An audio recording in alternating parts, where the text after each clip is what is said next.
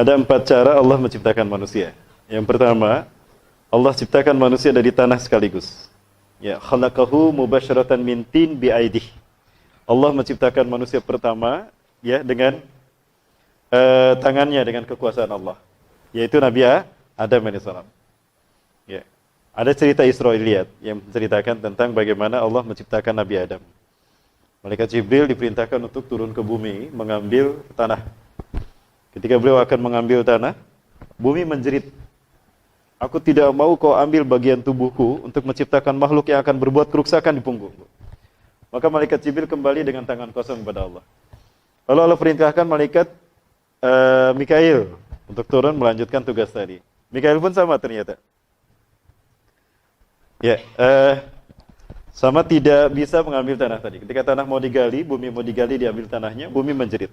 Tidak ridho diambil bagian tubuhnya untuk menciptakan makhluk yang akan membuat kerusakan dan pertumpahan darah. Ternyata yang terakhir ini malaikat maut, malaikat Israel.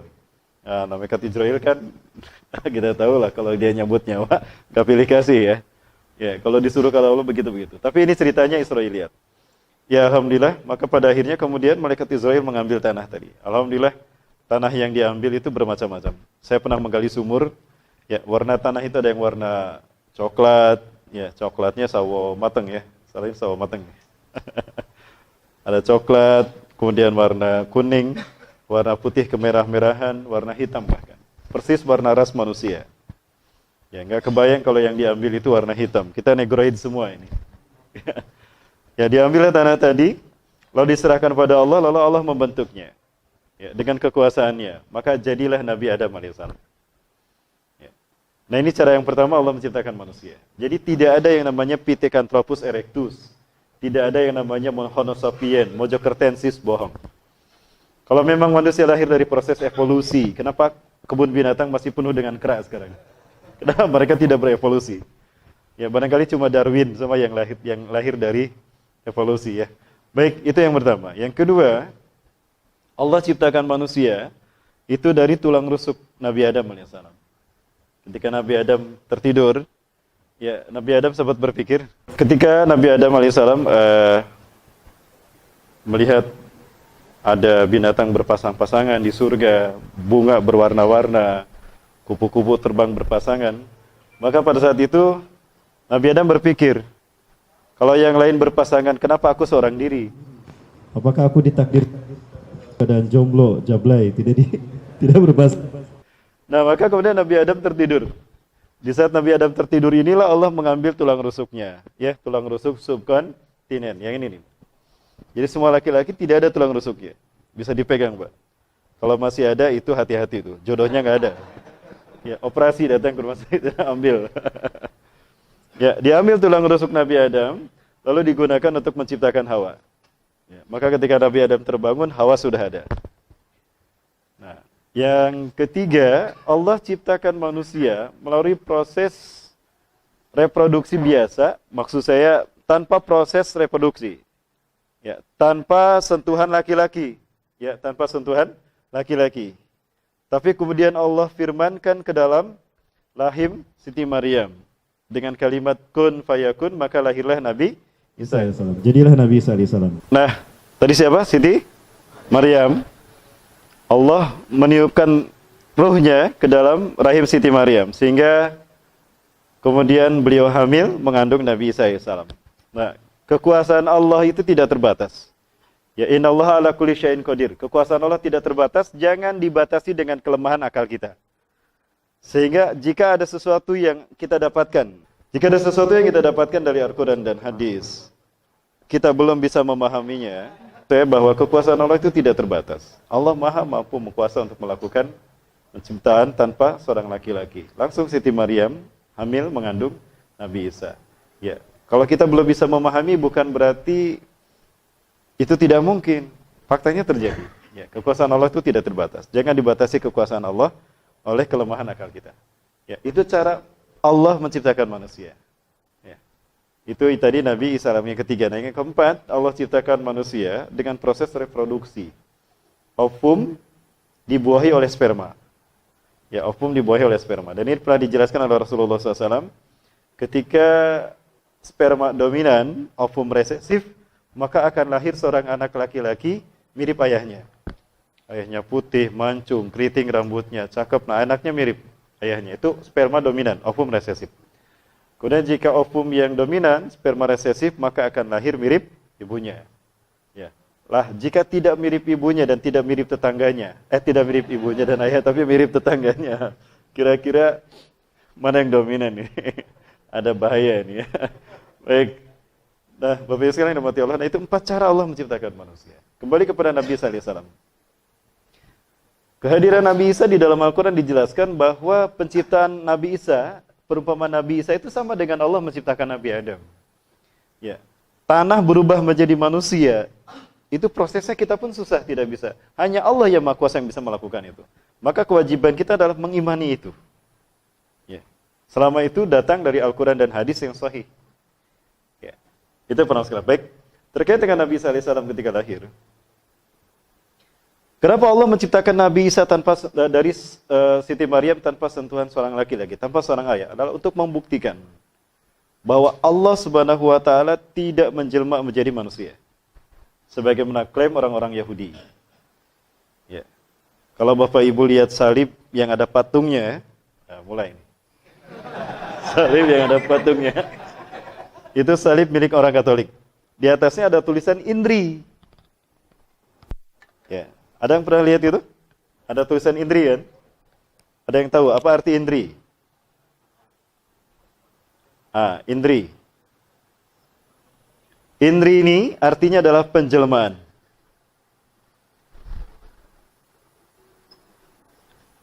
Cuma dalam persepsi yang diciptakan oleh kita Sanhedrin, mereka menyebutkan kalau penjelmaan ini maksudnya adalah Allah menjelma menjadi Nabi Isa alaihissalam. Nah ini syirik. Makanya Allah bantah pernyataan mereka. Di mana mereka mengatakan, Inna Isa bin Maryam, Inna Allaha Isa bin Maryam. Sesungguhnya Allah itu adalah Isa bin Maryam. Mereka mengklaim kalau Allah menjelma menjadi Nabi Isa alaihissalam. Atau orang-orang Kristen menyebutnya Yesus Kristus. Itu bohong, tidak benar. Yang dimaksud dengan Indri sebagai penjelmaan adalah bukan Allah yang menjelma menjadi Yesus.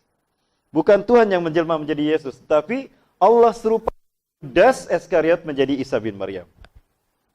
Nah, dari mana kita tahu itu? Quran, surat An-Nisa, surat keempat ayat 157 sampai 159. Ya. Jadi serupakan Nabi Yudas Iskariot yang berkhianat kepada Nabi Isa, Allah wujudkan dia menjadi Isa bin Maryam. Maka ketika dia keluar, dialah yang ditangkap oleh Raja Herodes dan pasukan Romawi. Dan dialah yang digantung di tiang salib. Cerita sampai ke sana, ya insya Allah kita bahas. Waktu kita sampai jam berapa? Sampai maghrib ya? Sampai Isa. Sampai Isa ada kajian Pak. Ya. Baik Bapak Ibu rahmati Allah. Terkait dengan Indri ini, ada satu hal yang pernah saya kaji. Dulu saya senang sekali mengkaji hadis literatur kuno. Ketika saya melakukan tugas untuk studi saya di Semarang, dulu Jawa Tengah, saya menemukan petikan Injil Barnabas tahun 97. Di mana dalam petikan Injil Barnabas itu saya temukan ada konspirasi yang dilakukan oleh para pendeta Sanhedrin. Itu para pendeta yang mereka menguasai Al-Aqsa, Baitul Maqdis. Mereka melakukan jamuan-jamuan, tapi jamuan-jamuan kebaktian, jamuan-jamuan ceramah tentang ketuhanan kerohanian, itu mereka simpangkan. Di mana mereka melakukan rekayasa, yaitu Taurat. Taurat, penausian, mereka gubah isinya. Yuharifunal kalimah mawadih. Mereka menghapus satu ayat Taurat dari tempatnya. Summa yaktubunal kitaba bi aidihim. Lalu mereka menulis ayat dengan tangan mereka. Summa yaquluna hadza min indillah. Lalu mereka mengatakan ini datang dari Allah. Wa ma huwa min indillah. Padahal itu bukan datang dari Allah. Nah, maka upaya ini oleh Allah memang sudah direncanakan akan dibantah oleh Nabi Isa alaihissalam. Makanya Allah jadikan Nabi Isa bisa berbicara ketika baru dilahirkan.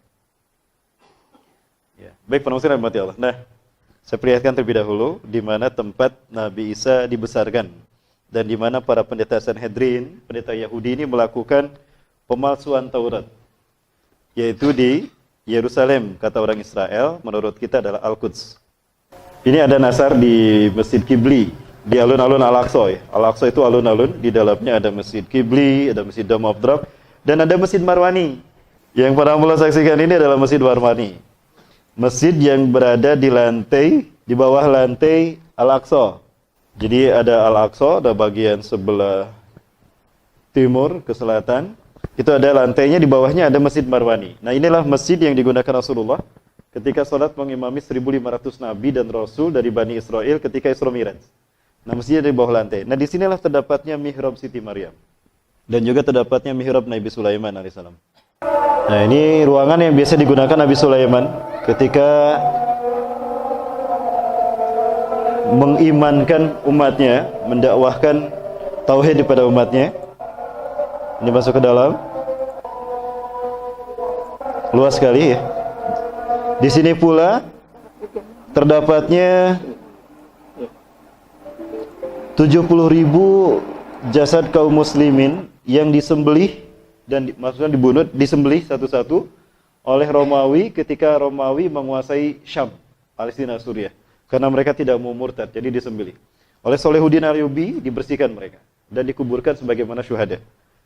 Mohon maaf para muslimin, ini kayaknya dari fokus dari speaker aktif ya. Nah, ini mihrab Siti Maryam. Yang pernah boleh lihat ini adalah mihrab Siti Maryam.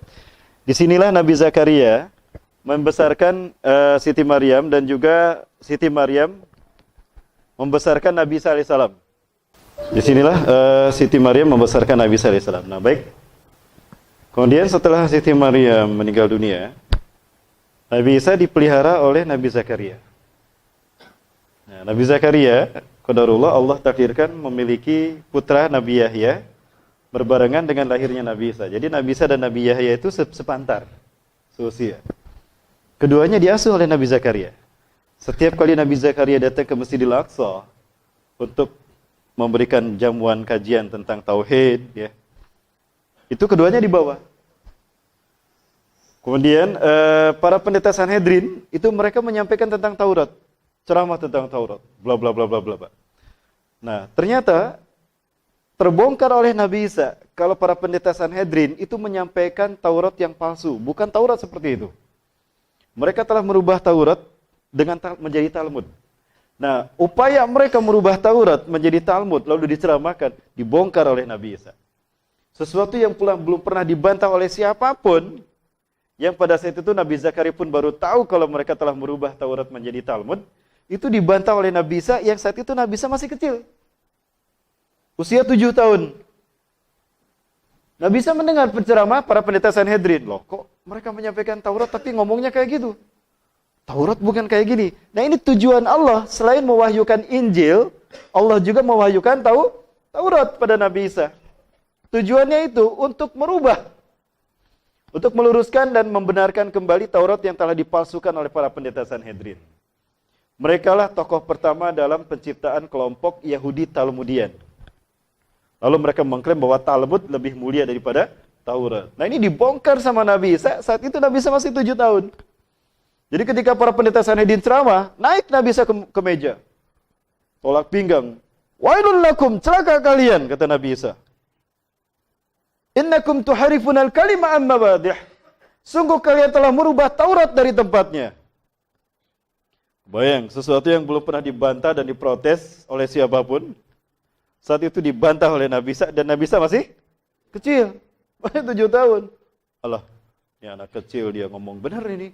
Oh iya, makasih nak, maaf saya lupa. Disampaikan itu sama pendetanya.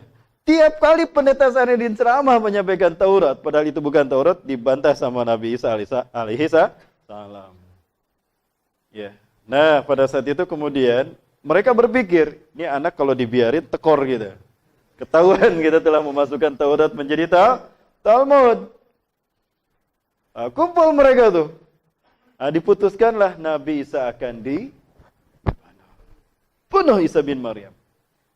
Nah, cuma mereka berkata, bagaimana cara membunuhnya? Kita ini pesuruh Tuhan. Gak mungkin kita mengotori tangan kita dengan darah manusia, walaupun memang itu rencana kita. Karena mereka sudah terbiasa mengarang ayat-ayat Quran, mengarang ayat-ayat kitab suci, ya. Maka mereka pun menciptakan saat itu dongeng yang bohong. dongeng palsu yang terkait dengan Nabi Isa. Tujuannya menyingkirkan Nabi Isa alaihissalam. Maka diciptakanlah sebuah dongeng. Pernah mendengar dongeng ini? Doktrin Tuhan bingung. Ini cerita yang saya dapatkan dulu waktu saya lama sekali. Nah, para pendeta Sanhedrin itu menciptakan dongeng, doktrin Tuhan bingung. Ya, bingung saya membaca dongeng Tuhan bingung. Kok ada Tuhan bingung? Ya, jadi mereka, ini zalimnya mereka, melarapkan sifat yang buruk dari manusia kepada Allah SWT. Maksudnya sifat yang tidak baik dari manusia, bingung, itu dilarapkan pada Tuhan. Jadi mereka mensejajarkan Tuhan dengan manusia. Nah, kemudian apa yang terjadi? Ya. Kenapa dikatakan Tuhan bingung? Nah, ceritanya dikaitkan dari Nabi Adam. Diambil dari Nabi Adam. Allah sudah jelas melarang Nabi Adam tidak boleh memetik dan memakan buah pohon kayu. Dipetik sama Nabi Adam sama Siti Hawa, dimakan bareng-bareng. Nah, Allah murka kan? Ketika Allah akan menghukum Nabi Adam, Tuhan berpikir saat itu, kasihan Adam, aku Tuhan. Jangankan Adam, alam semesta aku sentil, hancur alam semesta. Apalagi Adam. Bingung Tuhan, hukum jangan. Ya bikin Tuhan bingung. Dihukum, kasihan manusia, Adam ya, akan kesakitan. Tidak dihukum, Adam bersalah. Ya, kalau manusia bingung, mungkin cuma beberapa jam ya. Tapi kalau Tuhan bingung, berapa lama tuh? Kemudian muncullah ide. Eureka, Tuhan punya ide. Tadinya Tuhan tidak tahu. Nah, ini menjadi satu paham dalam satu kelompok. Ya, akidah al-bada. Ya. Kemudian apa yang terjadi? Wa'alaikumsalam. Nah, Tuhan punya ide. Aku kan Tuhan. Tuhan itu immortal, tidak mati. Kalau begitu, aku saja yang dihukum, jangan Adam. Akhirnya diputuskanlah. Tuhan menjelma menjadi Yesus Kristus. Jibril, sini Jibril. Baik Tuhan. Catat maklumat Tuhan. Baik Tuhan. Jibril buka laptop, ketik maklumat Tuhan. Titik 2. 1, Tuhan menjelma menjadi manusia. Apa maksudnya? Menggantikan hukuman Adam diterima oleh Tuhan. Tidak diberikan pada Nabi Adam. Nah, namun Tuhan bingung juga. Bingung lagi yang kedua kalinya. Kalau aku menggantikan Adam, ya, posisinya sebagai yang terhukum, kemudian aku menjadi manusia, bagaimana cara aku hadir ke dunia? Gak mungkin aku hadir begitu saja. Orang-orang gak akan percaya kalau aku ini anak manusia. Oh, berarti aku harus lahir secara normal. Jibril, nomor 2 Jibril. Tuhan lahir secara normal. Setelah Tuhan memutuskan untuk lahir secara normal, bingung lagi yang ketiga. Siapa wanita yang layak melahirkan? Tuhan. Ini di Jakarta aja banyak nih wanitanya. Yang mana yang layak melahirkan Tuhan. Jatuhlah kemudian pilihan pada Siti Maryam. Dari mana? Jibril angkat tangan. Tuhan, boleh ngasih masukan Tuhan? Wah, Jibril ngasih masukan sama Tuhan. Beginilah zalimnya mereka, pendeta Sanhedrin. Mereka mengarang cerita dan memposisikan Allah sebagaimana makhluk. Subhanallah amma yasifun. Subhanallah amma yusyrikun. Tuhan, dulu engkau pernah mengutus aku ke Bethlehem. Di Nazaret ada putri Imran yang suci yang tidak pernah tersentuh oleh siapapun. Dia selalu beribadah kepadamu Tuhan. Dan dia berada di mana tadi? Di mihrab dan dipelihara oleh Nabi Zakaria. Ya, berada di mihrab tadi di sini. Ya. Siapa namanya Jibril? Masa Tuhan tidak tahu? Nanya sama Jibril. Maryam binti Imran Tuhan. Jibril. Ihbit ilal ardi kullaha li'annani sa'angfuhu min ruhi ilaiha. Jibril, turun kamu ke dunia. Sampaikan pada Maryam, aku akan meniupkan sebagian ruhku ke dalam rahimnya. Maka ditiupkanlah oleh Tuhan sebagian dari ruhnya ke dalam rahim Siti Maryam, maka mengandunglah Maria, mengandung Yesus Kristus, dan lahirlah Yesus Kristus untuk menebus dosa manusia. Yaitu dosa Nabi Adam. Nah, tujuan Yesus lahir, Tuhan menjelma menjadi Yesus untuk menebus dosa manusia, karena perbuatan Adam dari sini Pak ceritanya. Tapi dari kebohongan yang diciptakan pendeta Sanhedrin menjadi akidah bagi orang-orang sampai hari ini. Ya. Bagaimana Bapak Ibu? Tergambar ya?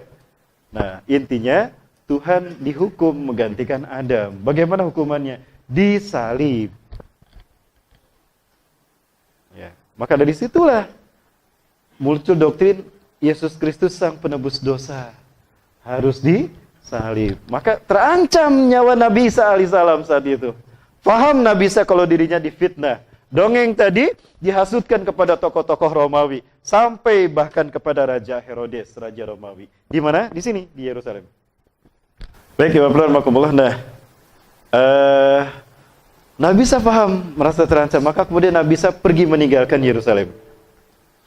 Setelah Nabi Isa pergi meninggalkan Yerusalem, ya bahkan di Jericho itu ada beberapa gua. Kalau Bapak Ibu sekarang ke Jericho, ada Mount Temptation, Bukit Pertapaan. Itu orang-orang Kristen menyebutnya demikian. Karena di bukit itulah Nabi Isa sempat bersembunyi dari kejaran Raja Herodes dan pasukan Romawi. Dan dikasih cerita Bapak Ibu sekalian yang dirahmati Allah, Nabi Isa mengembara meninggalkan Yerusalem, sementara Nabi Zakaria dibunuh. Nabi Yahya pun dibunuh. Pertama yang dibunuh Nabi Yahya. Ketika Nabi Zakaria sholat di Masjidil Aqsa ini, Nabi Yahya sholat di sampingnya. Tentara Romawi datang menangkap Nabi Yahya yang baru saja sholat, diseret ke depan, disembelih sampai putus kepalanya. Diputuskan, dimasukkan ke dalam baskom plus darahnya. Ya, itu atas bujukan dari Herodias. Ini ceritanya begitu. Herodias, ya, untuk mahar dari Raja Herodes yang suka kepada Herodias. Padahal mereka tidak boleh menikah. Ini yang membuat Nabi Yahya dibunuh. Herodias cinta sama Nabi Yahya menolaknya. Maka dia dendam kepada Nabi Yahya, sementara Herodes cinta pada Herodias. Kamu ingin menikah dengan saya? Iya, bawakan pada saya kepalanya Yahya. Ada yang lain? Tidak, itu mahar kamu untuk saya. Nah, maka ditangkaplah Nabi Yahya dan disembelih. Ya, putus kepalanya, disampaikan pada Raja Herodes. Ya, Bapak Ibu bisa baca ini dalam kisah Qisasul Anbiya. Ya, karya Al-Hafiz Imam Ibnu Katsir rahimahullah, atau dalam Atas Tarikhil Anbiya wal Mursalin. Baik, para yang mati Allah, kemudian Nabi Zakaria tidak bisa malah menyelamatkan anaknya, kan sama-sama lagi sholat. Bahkan belum ditangkap gitu. Setelah Nabi Yahya dibawa, diseret ke sana, keluar, Nabi Zakaria dibenturkan di dinding. Beliau lalu selesaikan sholatnya dan lari menyelamatkan diri. Saat itu beliau sudah usia tua. Beliau bingung mau lari kemana, lalu pohon membelah diri. Ini ceritanya begitu dalam kisah Sunan Biya. Pohon membelah diri dan berkata, "Ya Nabi Allah, intabih nafsaka ada jasadi." Sembunyikanlah dirimu di dalam tubuhku. Aku akan melindungimu dari mereka. Nah, ketika Nabi Zakaria masuk ke dalam pohon, ya iblis mengikutinya dari belakang. Itu sorbannya maka ketika pohonnya nutup, itu sorbannya nongol. Tentara Romawi yang nari-nari Nabi Zakaria, kemana itu si kakek-kakek? Hebat bener lumpan larinya kok tiba-tiba menghilang. Ini sorbannya. Wah, dia pintar bersembunyi di dalam pohon tadi. Ini sorban berarti di leher, pinggangnya di sini, di gergaji itu. Belah. Tahu Nabi Zakaria dan Nabi Yahya dibunuh, Nabi Isa pergi menyelamatkan diri. Mengembara dari satu kampung ke kampung. Nah, disitulah Nabi Isa alaihissalam dakwah. Dimulai dari usia 9 tahun saat itu. Beliau mengembara. Ada kaum, di mana di kaum tadi ada yang buta sejak lahir. Nah, di situ Nabi Isa mendapatkan mukjizat dari Allah.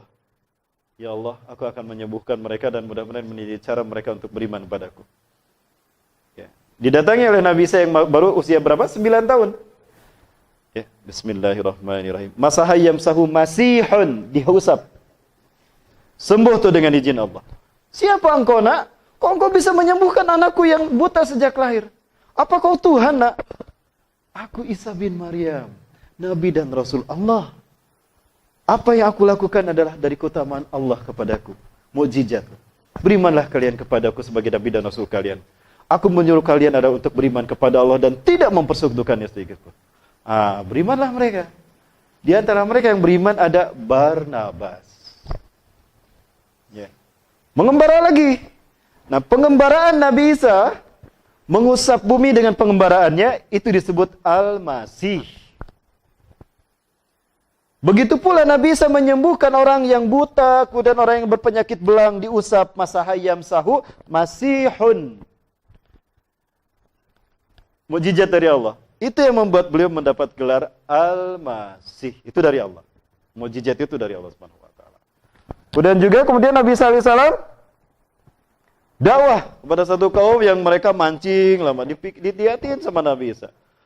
Lalu Nabi Isa mengatakan pada mereka, kalian sibuk menghabiskan waktu kalian seharian bahkan sampai malam mengumpulkan bekal untuk kalian makan di dunia. Lalu kapan kalian menyibukkan diri untuk mengumpulkan bekal bagi akhirat kalian?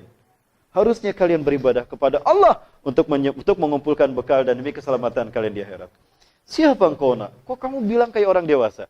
Aku Isa bin Maryam, Nabi dan Rasulullah. Dakwah lagi di situ. Nah, berimanlah mereka. Ada di antara mereka yang bernama Yakobus.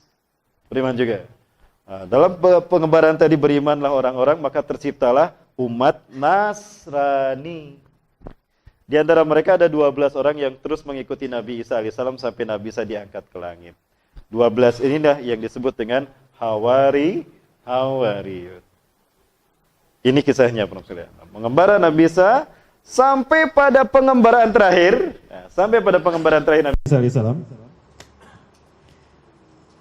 Herodes yang dihasut oleh oleh para pendeta Sanhedrin untuk menangkap Nabi Isa karena memfitnah, mengira bahwa Nabi Isa itu adalah Yesus Kristus, Tuhan yang menjelma menjadi manusia untuk menebus dosa manusia. Ya, dikejar-kejar Nabi Isa. Seseorang dari pengikut Nabi Isa, Hawariyun, yang berjaga-jaga lari. Ya. Wailun lana, intabihu antum wa anta ya Isa bin Maryam Rasulullah. Celaka kita. Harusnya kita bersembunyi dan Anda pun Nabi Allah harus bersembunyi. Kenapa? Aku melihat Herodes dan tentara Romawi di bawah pimpinannya dan juga para pendeta Sanhedrin datang untuk menangkap kita. Ya. Wah, betul juga. Anda harusnya bersembunyi, wahai Nabi Allah. Betul, aku akan bersembunyi. Kalian juga bersembunyi. Nah, sebelum Nabi Isa dan para Hawariyun ini berpisah, di situ Nabi Isa mengambil sumpah pada mereka. Di dalam surat As-Saff Allah sebutkan kan, ada di dalam Quran surat As-Saff, Isqala Isa bin Maryam lil hawariyina man ansari ilallah. Qala nahnu ansarullah. Nah, mereka menyatakan akan menolong Nabi Isa. Artinya ketika Nabi Isa nanti sudah tidak ada diangkat, mengalami sesuatu menghilang meninggalkan mereka, siapa yang akan membantuku menyebarkan agama Allah ini? Maka Hawariyun mengatakan, kami adalah penolong-penolong Allah. Perhatikan para hamba Allah. Hawariyun saat itu sebelum Nabi Isa diangkat,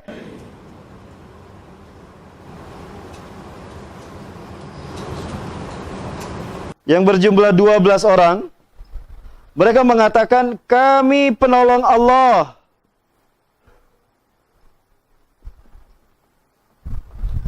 Hal ini mereka ucapkan sebagai bukti bahwa mereka beriman kepada Allah. Maksud kami penolong Allah, kami siap mendakwakan tauhid kepada manusia sepeninggal Anda, wahai Isa bin Maryam, Nabi Allah dan Rasulullah. Ya, itu kata-kata Hawariyun. Kita akan mendapatkan sesuatu yang luar biasa. Di dalam Quran surat Al-Maidah ayat ke-112.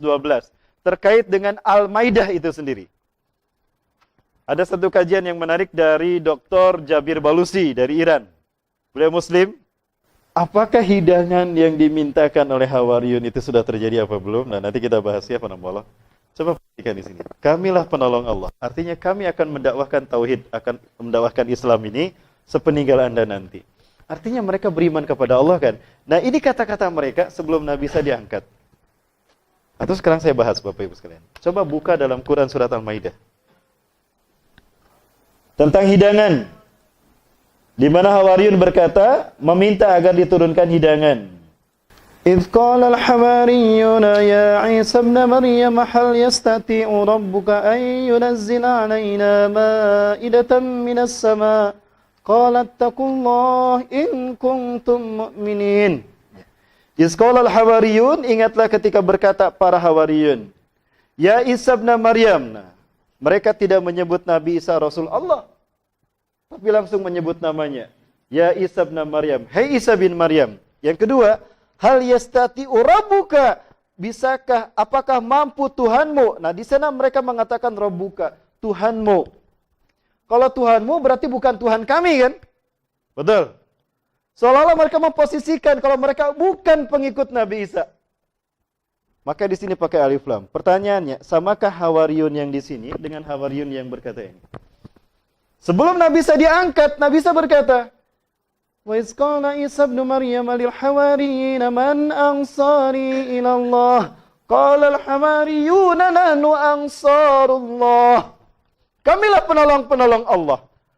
Kalau orangnya sama dengan yang ini, Hawariyun itu, nggak mungkin mereka mengatakan Rabbuka. Pasti Rabbuna, Tuhan kami. Pertanyaannya, lalu siapa Hawariyun ini? Dr. Jabir Balusi mengatakan, Hawariyun yang ini adalah orang Kristen yang nggak ada di akhir zaman sekarang. Ketika Nabi Isa turun, mereka belum yakin kalau itu Nabi Isa yang dulu. Apakah Anda Isa bin Maryam yang dulu diangkat ke langit? Benar, aku Isa bin Maryam yang Allah utus dulu. Aku diangkat ke langit dan aku ditidurkan Allah. Sekarang aku hadir untuk menyeru kalian kembali agar beriman kepada Allah. Kami tidak yakin engkau Isa yang dulu. Jika memang engkau Isa yang dulu, hai Isa bin Maryam, bisakah engkau mintakan pada Tuhanmu agar Tuhanmu menurunkan hidangan dari langit? Sebagai bukti kalau engkau adalah Isa yang dulu. Maka kami akan menjadikannya sebagai hari raya. Nah, itu para hamba Allah. Gimana? Menarik tidak para hamba sekalian? Subhanallah. Ya. Allahu Akbar. Baik, gimana lanjut? Biar semangat, takbir dulu. Allahu Akbar. Baik, para hamba sekalian, nama Allah. Satu itu. Nah, kemudian bersembunyilah Nabi Isa setelah yakin akan perkataan Hawariyun bahwa mereka akan melanjutkan dakwah Nabi Isa. Kenapa Nabi Isa mengatakan, siapa yang akan menolong aku menyampaikan agama Allah? Karena Nabi Isa mendapatkan wahyu dari Allah kalau beliau akan diangkat ke langit. Beliau akan diangkat ke langit. Makanya beliau mengatakan, man ansari ilallah. Siapa yang akan menolong aku menyampaikan agama Allah ini, melanjutkan tugasku. Nah, Hawariyun mengatakan, kami akan mendakwahkan. Kalau mereka yang akan mendakwahkan, gak mungkin kan mereka mengatakan Tuhanmu. Betul? Nah, ini memang menarik juga. Tapi saya tidak bermaksud menafsirkan Al-Quran dengan logika, na'udzubillah. Tapi ini munasabatil ayah. Bagaimana Al-Quran ditafsirkan dengan Al-Quran. Baik. Bersembunyilah Nabi Isa. Saat itu di mana? Di semak belukar. Nabi Isa bersembunyi di sini. Ya, ada pepohonan ya ini. Selain ya, saya bukan ahli ngabar. Ya, subhanallah. Nah, Nabi Isa bersembunyi di sini. Maka datanglah kemudian Herodes dan tentara Romawi yang dihasut oleh para pendeta Sanhedrin. Nah, Raja Herodes berseru, aku tahu kalian bersembunyi di sekitar sini, termasuk engkau, hei Isa bin Maryam. Aku tahu kalian bersembunyi di sekitar sini. Sekarang, sebelum kalian aku sergap, Herodes bilang, aku tahu kalian bersembunyi di sekitar sini. Gini sajalah, demi kebijaksanaanku, sebelum aku sergap kalian, aku tawarkan, hai pengikut Isa bin Maryam, siapa di antara kalian yang berani memberitahukan kepadaku di mana Al-Masih bersembunyi, aku akan mengangkatnya sebagai patih kerajaanku. Dan aku akan memberikan dia sepertiga harta kerajaan Herodes. Para sekalian, suatu saat sebelum Nabi Isa diangkat ini, Hawariyun kan tadi jumlahnya berapa? 12 orang. Tiba-tiba muncul sosok yang ke-13 dan dia adalah Yudas Iskariot. Yudas Iskariot. Saat Yudas datang masuk ke tengah-tengah Hawariyun, saat Nabi Isa ceramah begini, Nabi Isa bersabda, hati-hati kalian, di tengah-tengah kalian iblis menyusup masuk ke tengah-tengah kalian. Waspadalah kalian, dia akan menimbulkan fitnah di antara kalian. Hei, hati-hati iblis masuk ke tengah-tengah kita. Dikiranya jin, iblis jin. Sehingga mereka tidak menghiraukan Yudas. Dikiranya Yudas adalah orang yang ingin beriman pada Nabi Isa dan bergabung dengan Hawariyun. Yang paham itu adalah Barnabas. Jangan-jangan si Yudas nih yang dimaksudkan oleh Nabi Isa alaihi salam. Maka Barnabas selalu mengamati Yudas Iskariot. Ketika semuanya bersembunyi, Yudas adalah Samiri di zaman Nabi Musa alaihissalam. Samiri di zaman Nabi Musa. Nabi Musa membunuh orang-orang Bani Israel, umatnya, orang Yahudi yang menyembah patung anak sapi kan? Di dalam Quran surat Al-Baqarah dijelaskan. Fatubu ila bariukum faktulu anfusakum. Bertobatlah kalian kepada Tuhan kalian.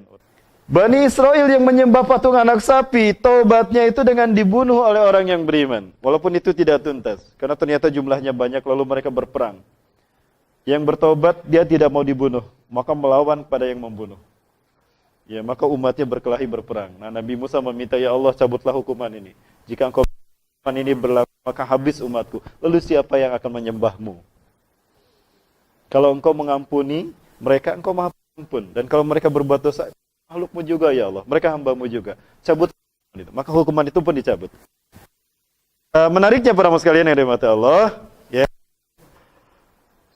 Yang menyembah patung anak sapi, taubatnya dibunuh. Biang keroknya, Samiri, kenapa tidak dibunuh? Malah diusir oleh Nabi Musa kan? Karena yang membunuhnya bukan Nabi Musa. Nanti Nabi Isa alaihi salam di akhir zaman. Ini clue bagi kita kalau Samiri adalah Yudas Iskariot. Lalu apa clue kita kalau Yudas alias Samiri ini adalah Dajjal? Peristiwanya di sini. Dia berganti-ganti nama di zaman para nabi. Setelah Nabi Musa kan ada banyak nabi. Dia masuk ke tiap para nabi menimbulkan fitnah. Berganti nama untuk menutupi jejaknya. Di zaman Nabi Isa dia bernama Yudas. Ketika dia ikut sembunyi, dia mendengar Herodes mengucapkan tadi, siapa di antara kalian yang mau memberitahukan di mana Al-Masih bersembunyi, aku akan memberikan padanya harta sepertiga harta kerajaanku dan aku akan mengangkatnya menjadi patih kerajaanku. Yudas Iskariot alias Dajjal, dia butuh harta untuk keliling dunia. Dan dia butuh kekuasaan untuk mempengaruhi manusia. Pucuk dicinta ulam tiba, keluar dia memberitahukan di mana Nabi Isa bersembunyi. Isa bin Maryam ada di sini. Baik. Keluar dia. Aku tahu di mana Isa bin Maryam bersembunyi. Benar nih. Ikuti aku, kata Yudas. Ya, maka Herodes bilang, "Hai pasukanku, ikuti Yudas, tangkap Isa bin Maryam." Maka mereka kemudian Yudas akan masuk ke tempat Nabi Isa bersembunyi. Yudas masuk duluan untuk memastikan apakah Isa bin Maryam ada di dalam. Di saat Yudas masuk ke dalam, Allah berfirman kepada Nabi Isa. Quran surat Ali Imran ayat 55. A'udzubillahi minasyaitonirrajim. Idz qala Allahu ya Isa inni mutawaffika. Idz qala Allahu ya Isa inni mutawaffika. Ingatlah ketika Allah berfirman, "Hai Isa, aku akan menidurkan kau." Wafat di sana artinya bukan mati, tidur. Wafat itu adalah kalimat mustarokah, satu kata banyak arti. Di dalam bahasa Arab ada kalimah mutarodif, ada kalimat mustarokah. Mutarodif banyak kata artinya satu. Ro'a melihat, nazara melihat, basara melihat, itu mutarodif. Kalau mustarokah satu kata banyak arti, kataba menulis, kataba mewajibkan, kataba menetapkan. Wafat pun sama. Wafat itu bisa berarti mati dan juga bisa berarti tidur, bisa berarti pingsan.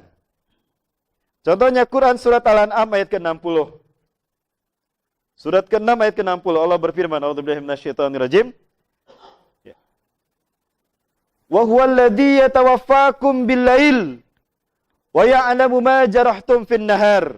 Dan dialah Allah yang mengetahui, yang menidurkan kamu di waktu malam. Mutawaffakum bil-lail, yatawaffakum bil-lail. Dialah Allah yang menidurkan kamu di waktu malam. Wa ya'lamu ma jarahtum fin nahar. Dan Allah Maha mengetahui apa yang kalian lakukan di siang hari. Wafat di sana artinya tidur. Surat Ali Imran ayat 55. Iz qala Allahu ya Isa inni mutawaffika. Ya, kalau kita lihat nih surat Ali Imran ya, kita lihat saja. Baik, para muslimin Allah. Sebelum Yudas masuk ke sini, Allah berfirman pada Nabi Isa. Iz qala Allah, ingatlah wahai Muhammad ketika Allah berfirman, ya Isa bin Maryam. Ya Isa, hai Isa, ini mutawaffika, sesungguhnya aku akan menidurkan kau. Nabi Isa tidak mati, Pak, tapi ditidurkan. Wa rafiuka ilayya, dan aku akan mengangkat engkau ke sisiku. Diangkat ke sisi Allah. Berarti sekarang Nabi Isa ada di mana? Di sisi Allah. Dalam kondisi bagaimana? Tidur. Bisakah tidur ribuan tahun? Ribuan tahun hitungan kita di dunia. Lah satu hari di sisi Allah berapa lama? Kana miqdaru yaumihi alfasanatim mimma ta'udun, ka alfasanatim mimma ta'udun. Satu hari di sisi Allah 1000 tahun yang kalian hitung di dunia.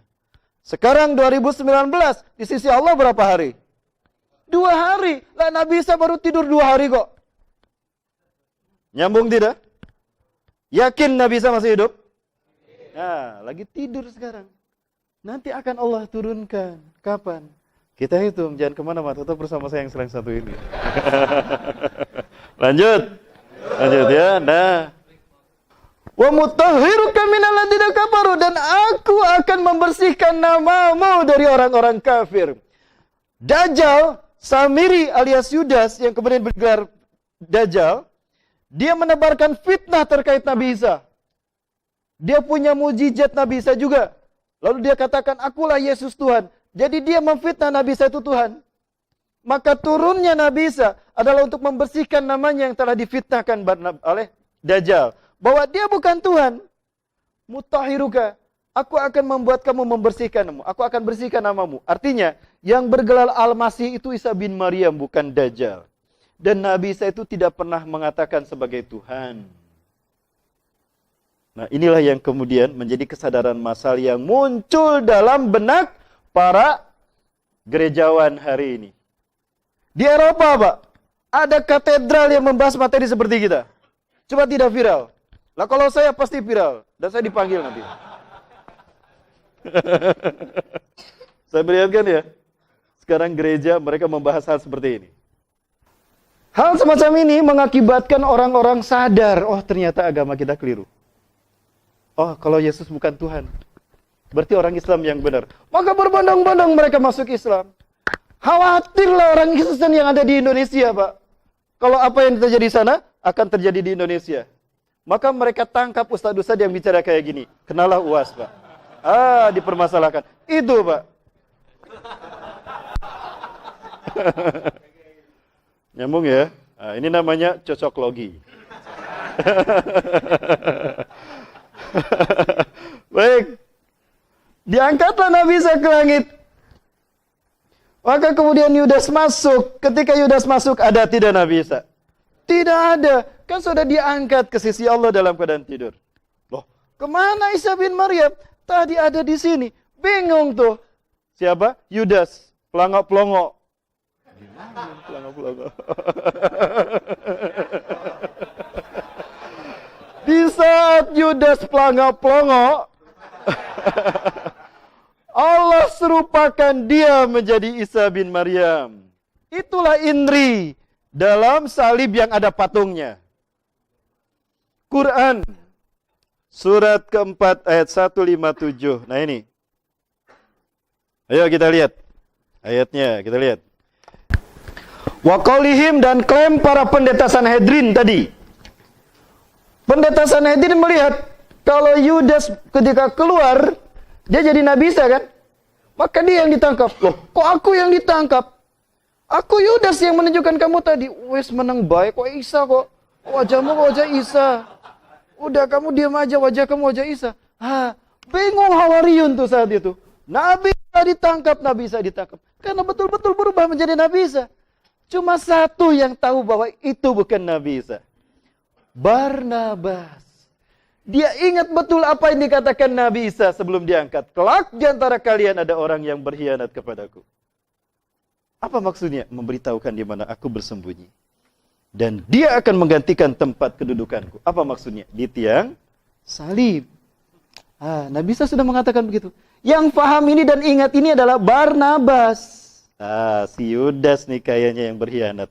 Betul Yudas. Dia berkhianat memberitahukan di mana Nabi Isa bersembunyi. Dan dialah yang menggantikan Nabi Isa di tiang salib. Barnabas yang paham ini. Disaliblah Yudas. Salib kan panjang tuh. Ditidurkan dia. Dipaku kaki dan tangannya. Di saat dia ditidurkan, dia melihat Nabi Isa diangkat ke langit. Makanya dia berseru pada Nabi Isa. Eli, Eli lama sabahtani. Nah, Bible ada tuh. Tuhanku, Tuhanku, kenapa kau tinggalkan aku? Pernah mendengar itu? Tanyakan sama Ustaz Munzir Situmorang. Ada. Eli, Eli lama sabahtani. Tuhanku, Tuhanku, kenapa kau tinggalkan aku? Nah, ini clue bahwa Nabi Isa diangkat bukan hanya ruhnya saja, tapi dengan fisiknya. Buktinya bisa terlihat oleh Yudas kan? Nah, berarti Nabi Isa memang tidak ada. Disaliblah dia. Diarak ke bukit Golgota. Golgota artinya tengkorak. Karena salibnya panjang, dia diarak begini. Nah, begini. Lalu Herodes memegang pedang di tangan kanannya, Old Testament di tangan kirinya. Perjanjian lama. Itu pedang ditusuk-tusukkan ke tubuh Yudas yang dikira Isa bin Maryam. Atau mereka menyebutnya Yesus Kristus. Begitu darah bercucuran, mereka berebut darah Yesus, lalu diminum. Karena mereka yakin, jika ada bagian tubuh Yesus bersatu dengan tubuh mereka, mereka tidak akan pernah disentuh api neraka. Rukun iman agama Kristen. Ekaristi Holy Water. Banyak tusukan pedang tadi menusuk tubuhnya. Salah satu tusukan pedang itu menusuk mata kanannya. Di saat itulah Dajjal kehilangan mata kanannya. Ini yang membuat saya yakin Yudas adalah Dajjal. Baik, saya sampaikan hadis Rasulullah SAW di dalam Sahih Muslim. Ma fitnatun mungzu zara'allahu zurriyata adama a'zawu min fitnati Dajjal. Tidak ada fitnah yang lebih besar sejak Allah menciptakan alam semesta Adam sampai hari kiamat nanti, melebihi fitnah Dajjal. Walam yab'asillahu nabiyan, dan tidaklah Allah mengutus seorang nabi pun illa hadzara ummatahu, melainkan mengingatkan, terus mengingatkan umatnya akan bahaya Dajjal. Wa ana akhirul anbiya'i, aku nabi yang terakhir. Wa antum akhirul umami, kalian umat terakhir. Wa innahu kharijun fikum la mahalah, dan Dajjal akan keluar di zaman kalian, hei umatku. Nah, kemudian Rasul mengatakan, jadi berdasarkan hadis tadi, para nabi dan rasul semuanya, mulai dari Nabi Adam sampai Nabi Isa, memperingatkan tentang bahaya Dajjal. Seolah-olah Dajjal akan muncul di zaman mereka. Ada hal yang menarik tentang Dajjal. Wal yaum sa'aqulu lakum ma lam yaqulhu min qabl. Aku akan katakan hari ini sesuatu terkait Dajjal, yang para nabi dan rasul belum menyebutkannya. Ada sesuatu yang terkait Dajjal, cuma Rasulullah yang tahu. Para nabi sejak Nabi Adam sampai Nabi Isa belum pernah menyampaikannya. Apa itu? Innahu a'war, wallahu laisa bi'awar. Dia pecak mata kanannya, bukan buta. Orang tidak bisa melihat, matanya normal, tidak bisa melihat. Disebutnya apa? Buta. Kalau buta bisa matanya normal. Ini pecak, Pak, matanya rusak. Innahu a'war. Sesungguhnya dia pecak mata kanannya. Dan Allah tidak pecak. Wallahu menggunakan waw ataf sejajar. Artinya jika ada manusia pecak mata kanannya sebelah, mengaku Allah, itu Dajjal. Bukan Tuhan. Nah, pertanyaannya, kenapa cuma Rasulullah yang memberitahukan kalau Dajjal pecak mata kanannya? Oh, berarti para nabi dan rasul sejak Nabi Adam sampai Nabi Isa menganggap Dajjal itu masih normal, matanya dua. Jadi Dajjal kehilangan mata kanannya ketika disalib. Kenapa cuma Rasulullah yang ngasih tahu? Kan Nabi Isa sudah diangkat. Nabi Isa tidak tahu apa yang terjadi di bawah kan? Maka peristiwa ini akan dikabarkan oleh Nabi berikutnya setelah Nabi Isa. Siapa? Nabi Muhammad. Ini clue bagi kita kalau Yudas adalah Dajjal. Jadi siapa yang disalib? Siapa Yudas? Dajjal, Pak. Wa qaulihim, dan klaim pendeta Sanhedrin. Inna qatalna Masiha Isa bin Maryam. Kami sudah membunuh Isa bin Maryam, Rasul Allah. Karena memang betul-betul berubah di hadapan mereka menjadi Isa bin Maryam. Hawariyun saja mereka ragu. Ah, itu Nabi Isa itu dibunuh. Yang hafal yang membantah itu cuma satu. Siapa? Barnabas. Nah, kemudian Allah bantah. Wa ma qataluhu. Tidaklah mereka membunuh Isa bin Maryam. Nah, dikatakan kalau tidak dibunuh berarti mati tidak? Tidak mati. Wa ma salabuhu, dan tidak pula menyalibnya. Lalu siapa yang disalib? Walakin syubbiha lahum, akan tetapi Allah serupakan untuk mereka. Siapa yang Allah serupakan? Yudas yang berkhianat tadi.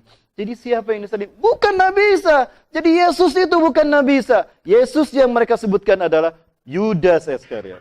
Barnabas paham betul. Maka dia ingin membuktikan. Aku akan buktikan kalau Yudas ini dajjal. Lalu apa kemudian, para sekalian? Barnabas penasaran. Akan aku gali nanti setelah 3 hari 3 malam. Kalau dia masih hidup, dajjal. Kalau dia mati, oh Yudas manusia biasa. Diam-diam Barnabas setelah 3 hari 3 malam menggali kuburnya Yudas Iskariot. Sebelum dia digali, Allah kembalikan wajah Isa kepada wajah Yudas. Perubahan wajah tadi mengakibatkan ada cahaya terpancar, maka cahaya tadilah yang mendorong, yang membawa darah nempel di kain kafan. Pernah melihat kain kafan dari Turin?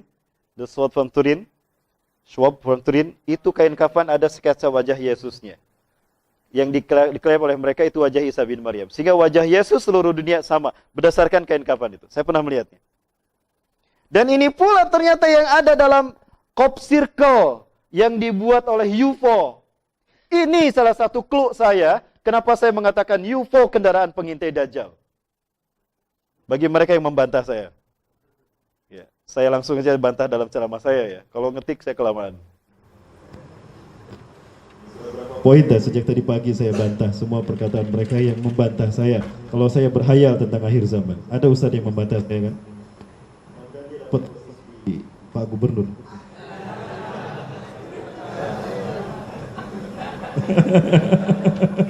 Hati-hati, fitnah akhir zaman membuat orang berganti akidah dalam sehari. Saking dahsyatnya fitnah akhir zaman. Yusbihu rajulun mu'minan wa yumsi kafiran wa yumsi mu'minan wa yusbihu kafiran. Paginya beriman, sorenya kafir. Sorenya beriman, paginya kafir. Yabi'u dinahu bi'ardi minad dunya. Menjual akidahnya demi pangkat, jabatan dan harta. Dan harta dunia. Diundang ke istana untuk hadir. Cuma necklace aja, kasih amplop isinya 15 juta. Cuma diundang aja. Gue ceramah nggak 15 juta, ini cuma nanda tangan 15 juta. Akidahnya dia jual demi amplop 15 juta. Bukti kan? Kayak aja bisa kayak gitu, ustaz bisa kayak gitu. Apalagi orang awam. Ini dahsyatnya fitnah akhir zaman. Al-mutamassiku yaumaidin bidini. Orang-orang yang berpegang teguh dengan agamanya, kal qabidi alal jamri, seperti memegang bara api. Panas kan? Mau kajian dijaga, mau ceramah dijaga, dibubarin langsung. Panas kan? Siapa yang bubarin? Semangka, luarnya hijau, dalamnya merah. Nah, Barnabas diam-diam setelah 3 hari 3 malam, diam-diam dia menggali kuburan nih. Ada yang viralkan ini setelah masa ini nih. Ada kan di Instagram ya? Ada di Instagram saya ya? Siapa tuh yang bikin tuh? Adam Dabi. Ada nggak? Ya, tapi nggak apa-apa, alhamdulillah deh. Ya, terkait dengan ceramah saya ini. Ada digambarkan, ternyata ada filmnya tuh. Itu sutradaranya siapa? Mel Gibson. The Passion of Christ. Itu nggak pernah ketemu dulu dengan saya. Tapi ceritanya sama kan? Mungkin dia nonton YouTube saya. Nah, diam-diam Barnabas menggali kuburan Yudas. Allah kembalikan wajahnya kepada wajah Yudas Iskariot. Digali sama Barnabas, masih hidup. 3 hari 3 malam dikubur masih hidup. Dajjal dia. Dibawa itu Yudas diselamatkan. Diobati bertahun-tahun. Yang ditunggu satu lagi, mengaku Isa bin Maryam.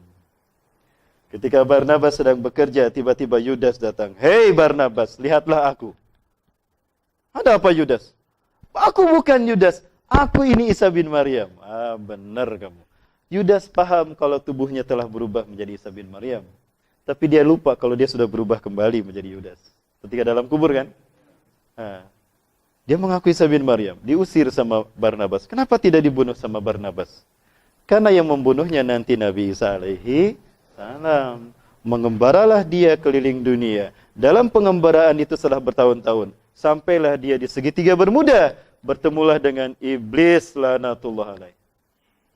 Muhammad Isa Daud menyebutkan singgasana iblis ada di segitiga Bermuda. 2/3-nya di bawah permukaan air laut, 1/3-nya di atas permukaan air laut. Pertemuan itulah pertemuan yang sangat ditunggu-tunggu oleh Azazil Al-Harith. Come here Sam, come here Sam. Kemari Sam, kemari Sam. Apa kata iblis? Hari ini adalah hari yang aku tunggu-tunggu. Sejak aku diturunkan dari surga ke dunia. Di mana aku dipertemukan dengan saudara kembarku. Panggillah dia oleh kalian sebagai Paman Sam. Samiri Sam. Paman Sam. Apa yang terbayang dalam benak kita? Amerika. Iya, jadi Amerika negara bentukan siapa? Ya, nanti simbol-simbolnya kita bahas. Ya, dalam tayangan yang satu ini, jam tayang yang sama ya, tetap bersama saya. Nantikan di episode yang akan datang. Inilah gara-gara ini jadi viral nih. Kemudian Nabi merepati Allah, ya. Nah, dialah bertemu dengan iblis dan Dajjal ini bertemu, maka mereka sepakat untuk menyesatkan manusia. Segitiga itu bukan simbol Dajjal. Salah kalau ada yang mengatakan, saya mengatakan kalau segitiga simbol Dajjal. Bukan. Segitiga itu simbol Tuhan. Segitiga dalam filosofi agama Ardi itu adalah simbol Tuhan. Makanya agama Hindu doktrin utamanya adalah Tripitaka, betul? Agama Buddha Tridharma, kitab sucinya Tripitaka. Agama Kristen Trinitas. Ya. Dan teman saya Trianto. Itu teman saya. Ya. Nah, Rasulullah SAW ternyata cincinnya berbentuk segitiga. Lah kalau cincinnya distempelkan, itu akan terlihat tuh bentuknya segitiga. Nah di dalamnya Rasul tuliskan, Allahu wahdah la syarikalah, Muhammad abduhu wa rasuluh. Allah Maha Esa, tidak ada sekutu baginya, Muhammad adalah hamba Allah dan utusannya. Ini alasan dan jawaban saya, kenapa FPI segitiga simbolnya. Dari sini. Allahu Akbar. Jadi kata siapa segitiga simbol Dajjal? Jangan salah dengar Pak, dengar yang tuntas, nanti gagal paham. Ya. Sebelah kirinya fa'inaka mansur, sesungguhnya engkau Muhammad pasti ditolong Allah. Tawajjah haitsu syi'ta, hadapkan wajahmu kemanapun yang kau inginkan. Lalu beliau menceritakan tentang ini, Pak. Nah, ini kata beliau nih. Nah, ini ya. Kalau dalam riwayat yang lain ada tulisan inna syani'aka wal abtar. Sesungguhnya orang yang membencimu itu adalah yang terputus.